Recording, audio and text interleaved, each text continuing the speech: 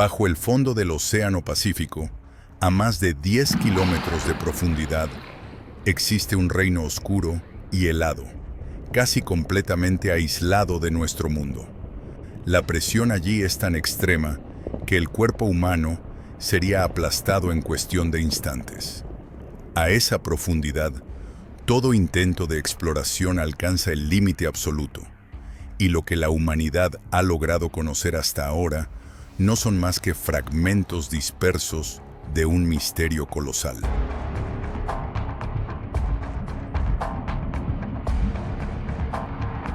Durante muchas décadas, la ciencia creyó que la vida no podía existir en un lugar como este.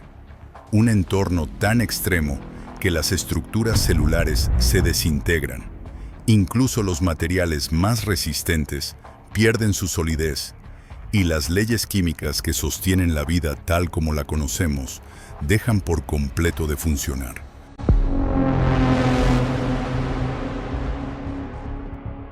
Sin embargo, en 1960, en el punto más profundo de la Tierra, jamás alcanzado por el ser humano, se registró un movimiento en el fondo del océano. Ese instante obligó a la ciencia a replantearse todas sus suposiciones. La vida no solo había llegado a este extremo del planeta, sino que había evolucionado para sobrevivir en condiciones que superan con creces nuestra comprensión actual. Hoy en día, nuestro conocimiento de ese mundo sepultado en la oscuridad proviene principalmente de robots de exploración y de redes de arrastre de aguas profundas. Las criaturas que son llevadas a la superficie suelen haber sido destruidas por la presión, aplastadas y deformadas, dejando apenas indicios borrosos de su verdadera forma cuando estaban vivas. Por ello, el océano profundo sigue siendo una de las regiones menos exploradas del planeta. Y entre todos esos territorios desconocidos, la fosa de las Marianas continúa siendo el mayor de los misterios.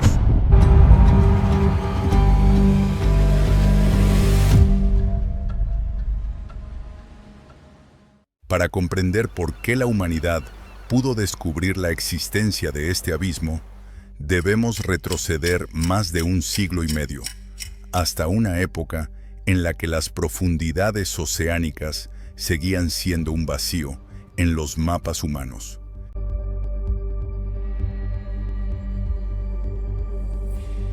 En la década de 1870, un buque de la Marina Real Británica llamado HMS Challenger zarpó, iniciando una travesía que más tarde sería considerada el primer estudio global de los océanos de la Tierra. Para entonces, se encontraban cerca de la etapa final de una misión que se había prolongado durante 4 años, tras haber medido la profundidad en cientos de puntos distintos. Cada medición suponía una prueba de resistencia física y paciencia. Un pesado bloque de plomo, atado a una cuerda, se dejaba caer en la oscuridad infinita del fondo marino y luego se izaba de nuevo completamente a mano. La tarea se repetía una y otra vez bajo condiciones extremas, desde el calor sofocante de las regiones tropicales hasta los vientos cortantes de las latitudes heladas. La mayoría de las cifras que registraron contaban siempre la misma historia. El fondo oceánico se extendía amplio y relativamente plano, casi anónimo, compuesto únicamente de lodo y sedimentos, a una profundidad de entre 3 y 4 kilómetros bajo la superficie del mar. Pero en una región remota del Pacífico Occidental, a miles de kilómetros de Japón, realizaron una medición más, una que en apariencia no parecía diferente a las anteriores. La cuerda fue descendiendo, las marcas de profundidad fueron pasando una tras otra, 1 kilómetro, 2 kilómetros, 3 kilómetros, luego 4, 5 kilómetros, y aún así seguía perdiéndose en la negrura densa del agua junto al casco del barco. En la cubierta, El silencio debió de apoderarse de todos, mientras los marineros añadían más cuerda, y el navío crujía suavemente suspendido sobre un vacío invisible. Entre ellos y el abismo que se abría bajo sus pies, solo quedaban unas delgadas tablas de madera y la fe de que serían suficientes para mantenerlos sobre la superficie del mar.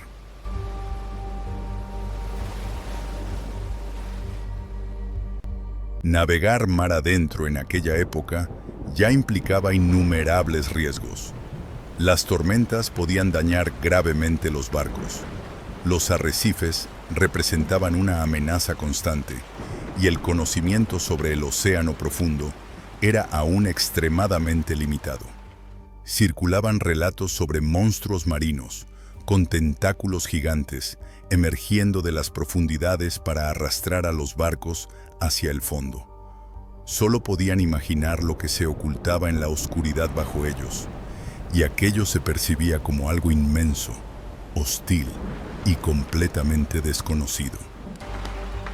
Tras una larga espera, el peso metálico de medición finalmente tocó fondo a una profundidad de 4.475 brazas, equivalente a más de 8 kilómetros bajo la superficie del mar. En aquel momento, se trataba de la mayor profundidad jamás registrada. En los mapas posteriores, ese lugar fue denominado Challenger Deep, en honor al barco que realizó esta medición histórica.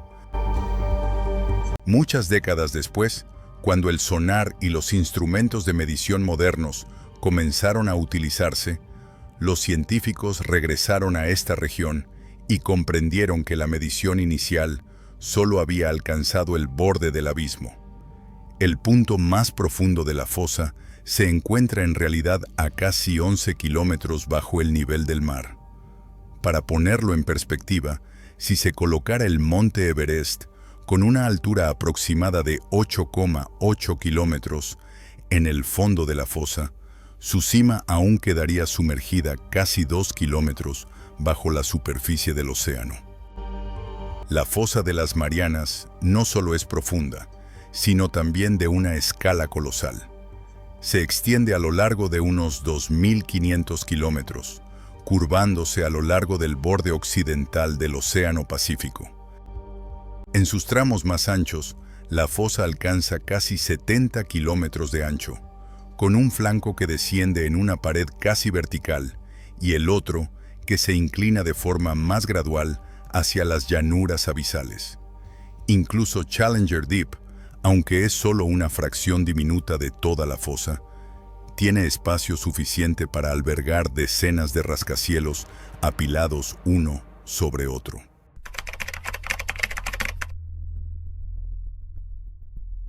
Vista desde el espacio, la Tierra parece sólida y uniforme, pero su corteza está en realidad fragmentada en enormes bloques de roca llamados placas tectónicas. Estas placas se desplazan lentamente sobre el manto caliente y dúctil que se encuentra debajo, apenas unos pocos centímetros por año, un movimiento casi imperceptible, pero suficiente para remodelar la superficie del planeta a lo largo del tiempo geológico. En los lugares donde las placas tectónicas se separan, el magma asciende desde las profundidades, se enfría y forma nuevo fondo oceánico, empujando lentamente la corteza más antigua hacia ambos lados. Pero la corteza terrestre no puede engrosarse indefinidamente. Por eso, en los márgenes de muchos océanos, las placas terminan colisionando. Allí, la placa oceánica más antigua, ya enfriada y más densa, es forzada a deslizarse por debajo de la otra. Se curva, se fractura y se hunde gradualmente de nuevo en el interior de la Tierra. Este proceso se conoce como subducción y es el responsable de la formación de las fosas oceánicas más profundas del planeta. En cualquier lugar donde ocurre la subducción, la superficie de la Tierra deja una señal inconfundible, una fosa larga y estrecha que marca el punto donde una placa comienza a hundirse bajo otra. En este caso, la placa del Pacífico, una de las más grandes y densas del planeta, se ha desplazado hacia el oeste durante decenas de millones de años. Frente a ella se encuentra la placa de Filipinas, más pequeña y ligera, y por encima se alinea el arco de las Islas Marianas. Cuando la placa del Pacífico choca contra el borde de la placa de Filipinas, no empuja a las islas hacia afuera. En su lugar, la propia placa del Pacífico se curva y se desliza por debajo. Es precisamente en ese punto de flexión donde se forma la fosa de las Marianas, un pliegue colosal en el fondo del océano. Todo este sistema de zonas de subducción concentra aproximadamente 3/4 partes de los volcanes activos y cerca del 90% de los terremotos de la Tierra. En los mapas, forman un gran arco que rodea el Océano Pacífico, conocido como el Cinturón de Fuego. La fosa de las Marianas es una de las manifestaciones más profundas y claras de este proceso. Comprender cómo se formó esta fosa es una cosa. Lograr llegar hasta su fondo es un desafío completamente distinto. A esas profundidades, el mayor obstáculo no es la oscuridad ni la distancia, sino la presión. Incluso al descender al fondo de una piscina, es posible percibirla con claridad. A solo unos pocos metros bajo la superficie, los oídos ya comienzan a sentir la presión. A 10 metros de profundidad, la presión se duplica con respecto al nivel del mar. Si se extiende esta lógica hasta casi 11 kilómetros, las cifras se vuelven extremas.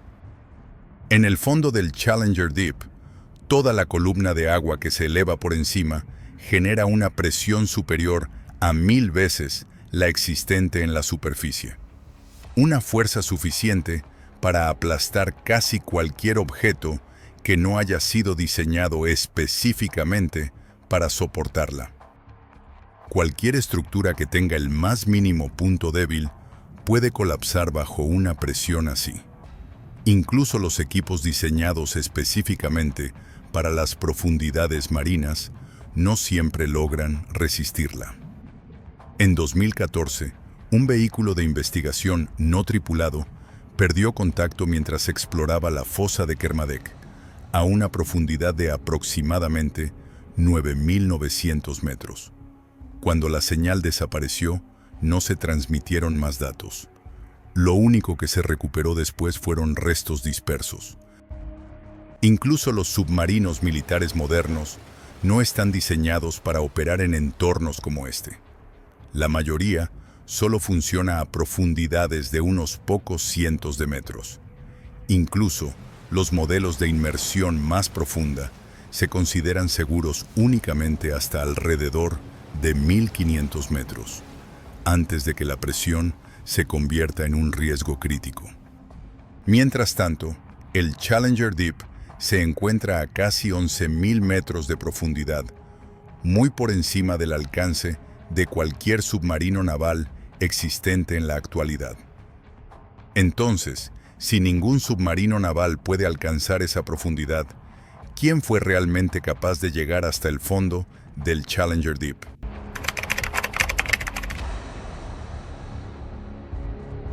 A pesar de todas las limitaciones tecnológicas de la época, en 1960, 2 hombres realizaron una inmersión sin precedentes. Don Walsh, teniente de la Marina de Estados Unidos, y Jacques Piccard, oceanógrafo suizo, pilotaron juntos el batiscafo Trieste. Este vehículo era, en esencia, una gruesa esfera de acero, apenas lo suficientemente grande para albergar a 2 personas, suspendida bajo un gran flotador lleno de gasolina, utilizada para proporcionar flotabilidad. Cuando el vehículo comenzó a descender hacia la fosa de las Marianas, Walsh y Piccard permanecieron inmóviles en el espacio reducido, observando cómo las cifras del profundímetro iban pasando una tras otra. 1000 metros, 5000 metros, luego 8000 metros.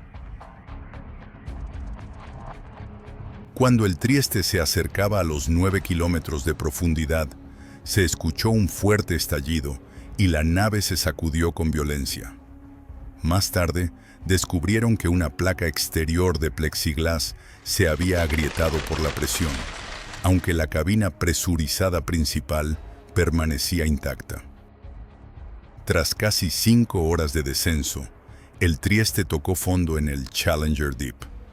A través de las pequeñas ventanas, solo podían observar una porción muy limitada del lecho marino. El impacto levantó los sedimentos, enturbiando el agua durante unos instantes. En ese breve intervalo, Jacques Piccard afirmó haber visto una criatura similar a un pez plano, de unos 30 centímetros de longitud, desplazándose sobre el fondo del océano.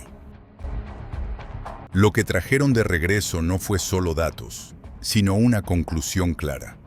La vida había logrado alcanzar y existir en el punto más profundo de la Tierra.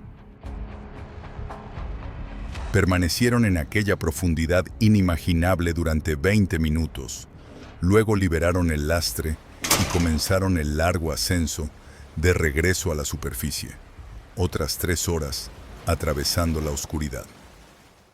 Precisamente el nivel de peligro y las limitaciones tecnológicas de aquella inmersión hicieron que no pudiera repetirse. Durante más de medio siglo después, aunque la humanidad conquistó la cima del Everest y llegó a pisar la Luna, el fondo de la fosa de las Marianas no lo hizo. Permaneció fuera del alcance humano durante muchas décadas más. No fue hasta 2012 cuando se realizó la segunda inmersión hasta el fondo del océano. El protagonista fue James Cameron, a bordo del sumergible moderno Deep Sea Challenger. Descendió en solitario y se convirtió en la tercera persona en alcanzar el Challenger Deep. Esta expedición abrió una nueva ola de exploración. Para comienzos de la década de 2020, más de 20 personas habían descendido hasta el fondo, una cifra superior al total acumulado durante los más de 50 años anteriores. Entre ellas se encontraba Hamish Harding, quien junto a Víctor Vescovo llegó a establecer un récord por el tiempo de permanencia operativa en el punto más profundo del océano. Incluso hoy en día, cada inmersión hacia las regiones más profundas del océano del planeta sigue siendo una operación a gran escala que requiere años de preparación, pruebas rigurosas y un enorme apoyo técnico. Pero cada acceso exitoso deja un valor incuestionable.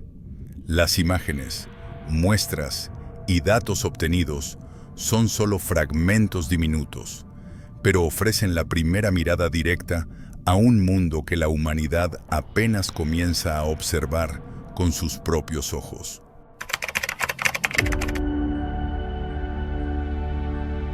Sobre la fosa profunda, la superficie del Pacífico se presenta como una extensión infinita, sin tierra a la vista ni punto de referencia alguno, solo un horizonte tranquilo que lo rodea todo. Pero al abandonar la superficie y comenzar el descenso, el océano entra de inmediato en un estado distinto, dividido en capas claramente definidas. Esta es la zona epipelágica, la capa superior del océano donde la luz todavía está presente. Aunque ocupa solo una fracción muy pequeña del volumen total del mar, es precisamente esta capa la que proporciona la energía y sustenta la vida de todas las profundidades que se extienden por debajo. Esta es la única capa del océano que recibe suficiente luz para que ocurra la fotosíntesis. Organismos diminutos como el fitoplancton y las algas flotantes aprovechan la luz solar para absorber dióxido de carbono, transformarlo en tejido vivo y liberar oxígeno. Aproximadamente 1 de cada 2 respiraciones humanas proviene de este proceso. Casi la mitad del oxígeno presente en la atmósfera terrestre se produce en esta delgada capa de agua. Todo el ecosistema oceánico comienza aquí. El fitoplancton se convierte en alimento para el zooplancton, diminutos organismos que flotan a la deriva con las corrientes.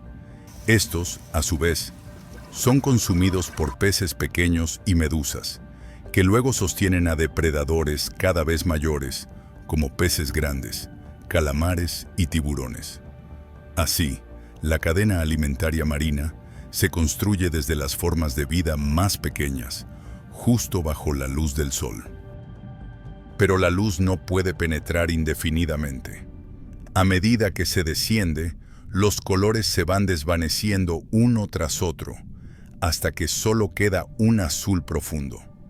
Y alrededor de los 200 metros de profundidad, incluso ese tono azulado comienza a desaparecer.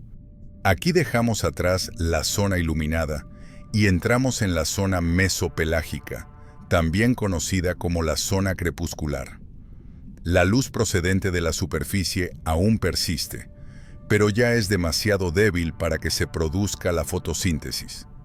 La temperatura desciende con rapidez y la presión comienza a aumentar. En esta penumbra comienzan a aparecer los primeros destellos, haces azules y verdes de bioluminiscencia, producidos por los propios organismos. Aunque es oscura, la zona crepuscular es extraordinariamente rica en vida. Según algunas estimaciones, la biomasa de peces que alberga supera a la de todo el resto del océano combinado. Al descender aún más, el último rastro de azul se extingue y la luz del sol desaparece por completo. Al superar aproximadamente los 1000 metros, entramos en la zona batipelágica, o zona de medianoche, donde el día y la noche dejan de existir. La temperatura aquí se mantiene casi constante, apenas unos grados por encima del punto de congelación, mientras que la presión aumenta hasta ser cientos de veces mayor que en la superficie. A estas profundidades ni siquiera la mayoría de los submarinos es capaz de llegar.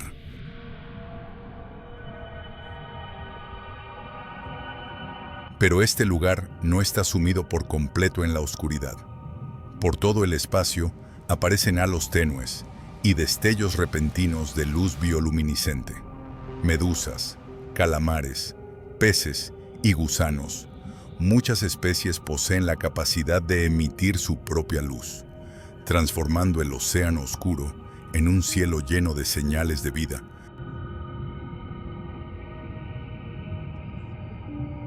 Esta franja de agua que se extiende desde los 1000 hasta los 4000 metros constituye el mayor entorno habitable continuo de la Tierra. Para los seres humanos es un lugar frío y hostil, pero para los organismos que viven allí es su hogar. Sus cuerpos están completamente adaptados, huesos y tejidos capaces de soportar la presión extrema, un metabolismo ralentizado para ahorrar energía y sentidos reconfigurados para sobrevivir en una oscuridad permanente. En el océano profundo, muchas especies han evolucionado de formas extremas. Algunos peces poseen ojos gigantes, optimizados para captar hasta el más mínimo rastro de luz. El pez barreleye es un ejemplo emblemático. Flota por debajo de su presa y observa a través de su propio cráneo transparente para detectar siluetas que se mueven por encima.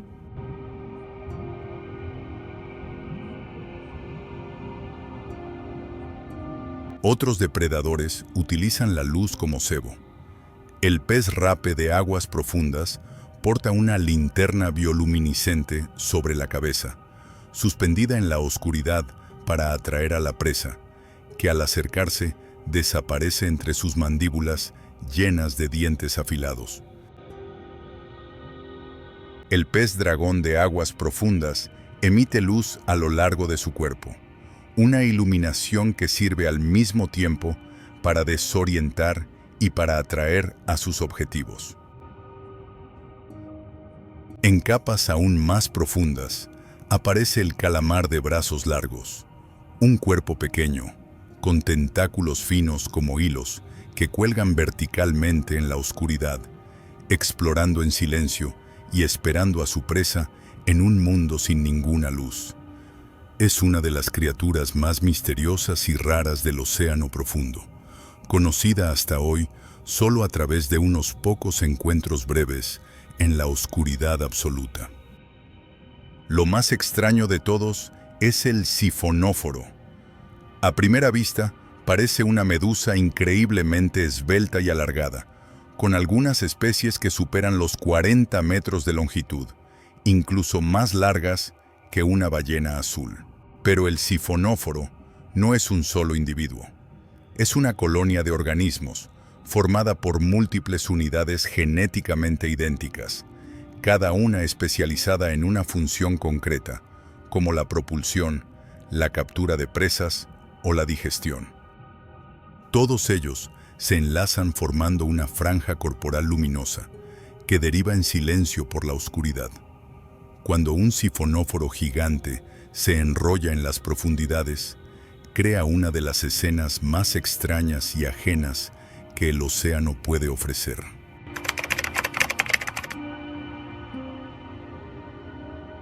Por debajo de la zona de medianoche, el océano profundo va llegando a su fin y comienza a revelarse el fondo de la fosa.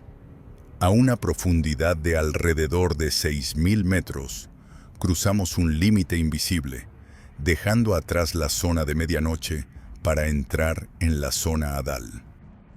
Aquí, el agua está cerca de 1 grado Celsius y la presión se eleva hasta casi 1000 veces la de la superficie. Aún así, la zona hadal no está completamente aislada. Corrientes de agua fría y densa fluyen a lo largo del fondo de la fosa, transportando oxígeno desde las regiones polares. Esta circulación lenta pero constante es lo que permite que incluso las profundidades más extremas del océano sigan siendo capaces de sostener vida. En un lugar donde la luz jamás llega, la vida ya no depende del alimento que cae desde las capas superiores. En su lugar, los microorganismos obtienen energía directamente de la tierra. Utilizan sustancias químicas como el sulfuro de hidrógeno, el metano y otros compuestos reducidos que se filtran desde el fondo marino para llevar a cabo la quimiosíntesis, transformando materia inorgánica en energía. Este mecanismo es similar a la fotosíntesis de las plantas, pero mucho menos eficiente. Aún así, en el entorno extremo y pobre en nutrientes del abismo, resulta suficiente para sostener la vida y establecer la base de pequeñas redes alimentarias en el fondo de la fosa. Aquí todavía aparecen peces. El pez caracol de las Marianas es un ejemplo representativo. Pequeño, de color blanco pálido, con un cuerpo blando y casi gelatinoso, huesos escasos y frágiles, adaptaciones extremas a una presión brutal, en un entorno donde ha sido registrado a profundidades cercanas a los 8.000 metros. Sin embargo, por debajo de aproximadamente 8.200 a 8.500 metros, nunca se ha observado ningún pez óseo. Ese límite marca la frontera biológica final para los peces en el océano profundo.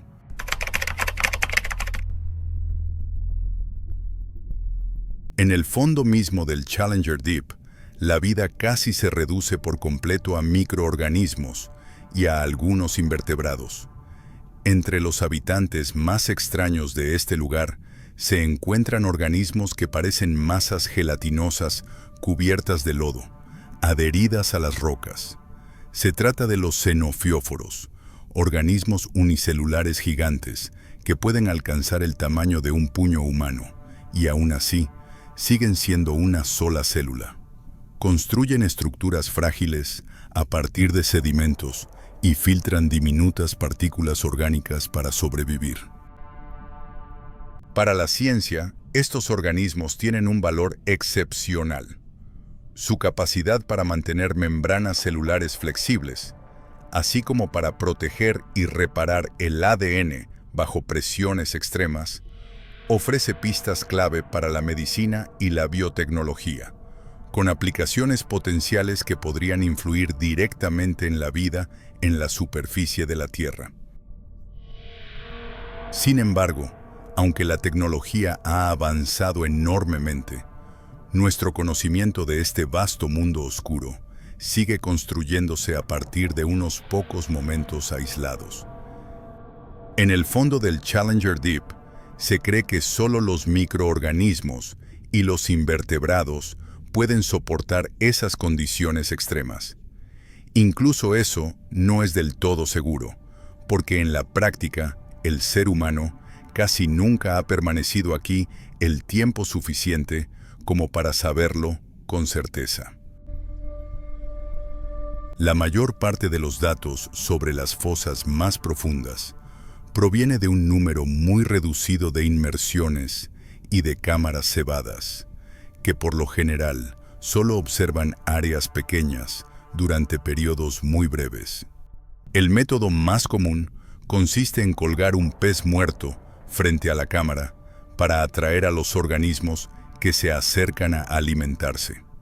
Los resultados muestran que los anfípodos aprovechan con gusto esa comida gratuita, pero eso no significa que sean los únicos habitantes del lugar.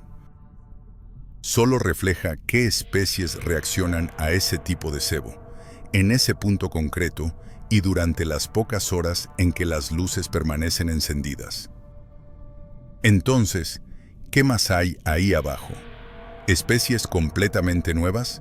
Casi con toda seguridad. ¿Y qué es lo que permite que una célula siga existiendo bajo presiones de hasta 16.000 psi?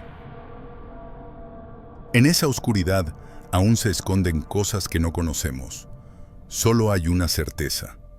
Mientras el ser humano siga descendiendo y observando, la Tierra continuará sorprendiéndonos.